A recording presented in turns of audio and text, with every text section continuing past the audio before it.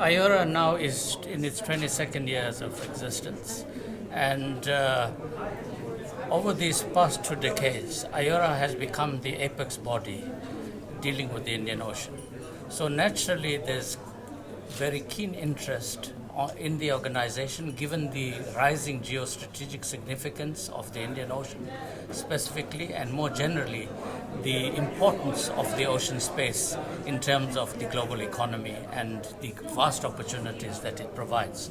So naturally, given the importance of the Indian Ocean, all of the countries that border the Indian Ocean qualifies to be members, so they are very keen, those that are still not members, to be party to it.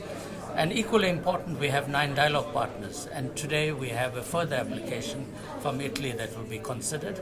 So there's an increasing importance from the global community to get involved in the work of IORA, given its increasing significance on the global stage.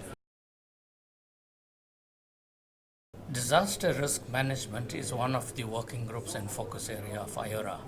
And of course, all of the Indian Ocean countries have been prone to major disasters, natural disasters. Most recently, Cyclone Idai in southern Africa and the devastation it caused in our region, including in South Africa, is an example of why it's important for us to cooperate in ensuring that we are in a state of readiness to address natural disasters. And all of us have much experience, and I think by working together and pooling our resources, both scientific and human resources, we'll be in a better position to address disaster risk. So the Disaster Risk Management Working Group is doing excellent work, and it has met and will continue to see how we cooperate more closely and how the Indian Ocean member countries can work in terms of reducing the impact that disaster brings to our countries and our people.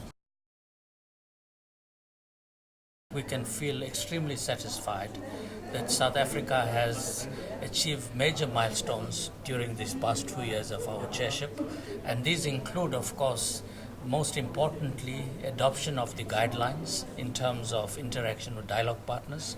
We are seeing increasing work being done in the organization in partnership with dialogue partners.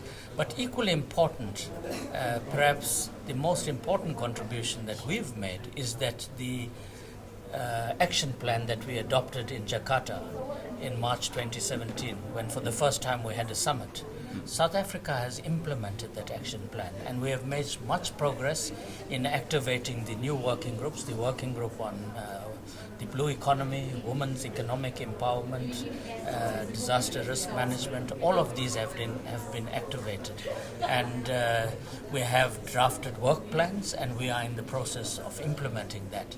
And before we hand over our chairship, we want to have a review workshop where we take stock of how successful we have been in implementing the work plan. We are midway through the 5-year work plan, and I think that's another important workshop that we will convene, so that we give our ministers a report when we convene in UAE of how much progress we have made. And as I said, we also launched the Nelson Mandela internship program, given that we had the chairship during President Mandela's centenary.